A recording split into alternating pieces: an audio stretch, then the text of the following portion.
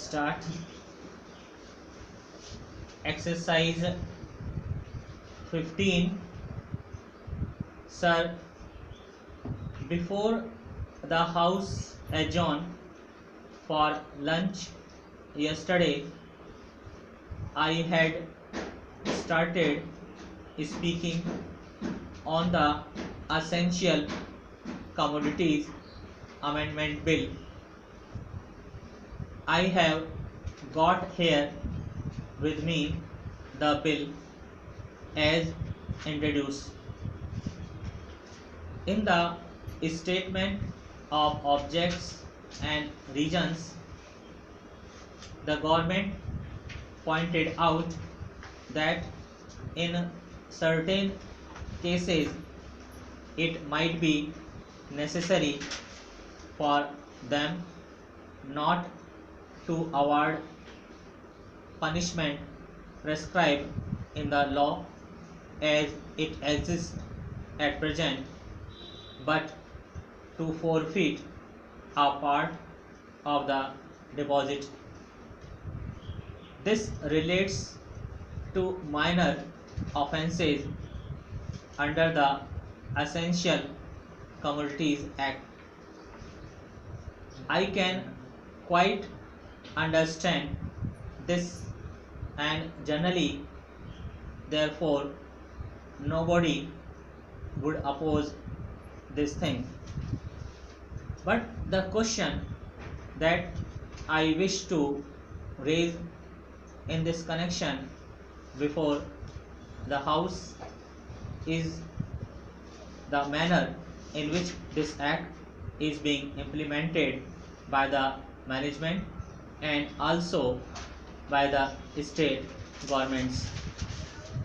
I mention the state governments because here is a measure which is sponsored by the Ministry of Food and Agriculture, and in regard to many aspects of which I believe the central government has concurrent jurisdiction, but much is left to the states.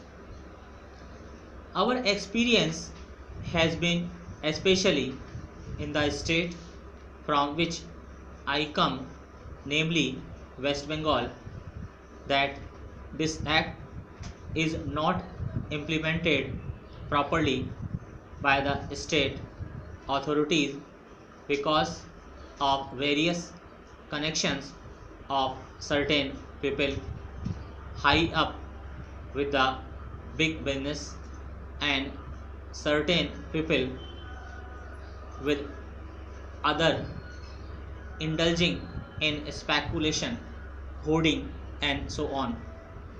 The result has been that whatever should be done had not been done.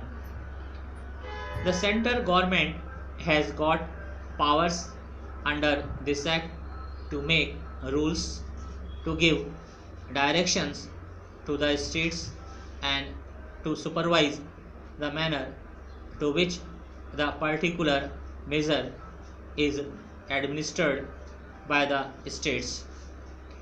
We found that much that should have been done was not done.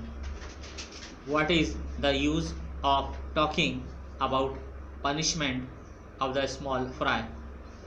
Certainly, if they are guilty, they have to be punished, and the smaller the fry, the minor should be the punishment. I agree there, but the point is that the act is not properly implemented. We should like to know from the government as to how many cases have been started under the Essential Commodities Act. We know that food grains had been hoarded, speculation had been indulged in, stocks had been removed from one state to another superstitiously by unfair and illegal methods. These should have attracted the attention of the Essential Commodities Act. The act was passed in this parliament with a view to putting a check on speculative rise in prices. Para. When it came to the question of practical implementation of this measure, we found that the government had failed. Now, government should say something about it. When government seeks to amend it, it should tell us as to how the parent act which is proposed to be amended has been implemented. Is it the contention of the government that difficulty arises because this particular provision is not there in the act? Are government in trouble because they do not know how to deal with the smaller fries? Or is it because that those who are supposed to administer this measure at the state level, at the district level, have thought it fit to ignore it, have thought it fit to bypass it?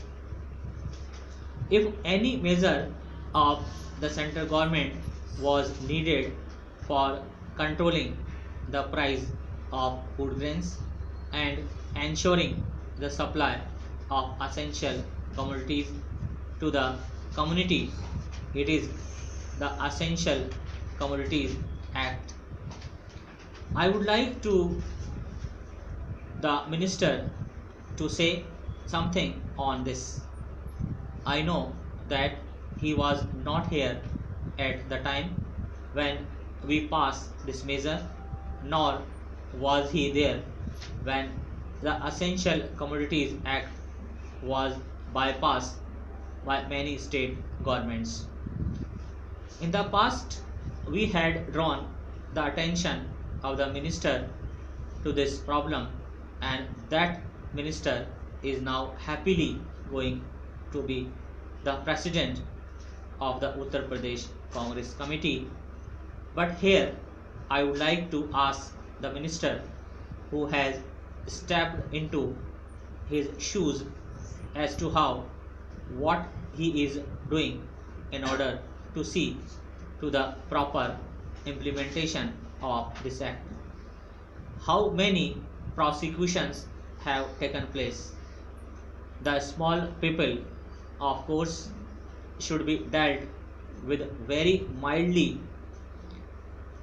I agree and I support the measure, but taking the law as it is today, without this amendment, it empowers government to deal very effectively so far as the provisions of the law go with the big traders, wholesalers and profiteers. I would like to know as to how they have dealt with them. How many are in jail today? How many have paid fine? How many have suffered imprisonment? How many licenses have been cancelled as a result of malpractices, corruption, profiteering and so on, all of which are provided for under this bill. We are entitled to know. Take us into your confidence in regard to this matter. I say from whatever knowledge we have that very few have been prosecuted under this act. If it is so, it is not because our black market trade has suddenly become white market trade, or those people have suddenly become virtuous with the succession in the office of the food minister by a new man. Stop.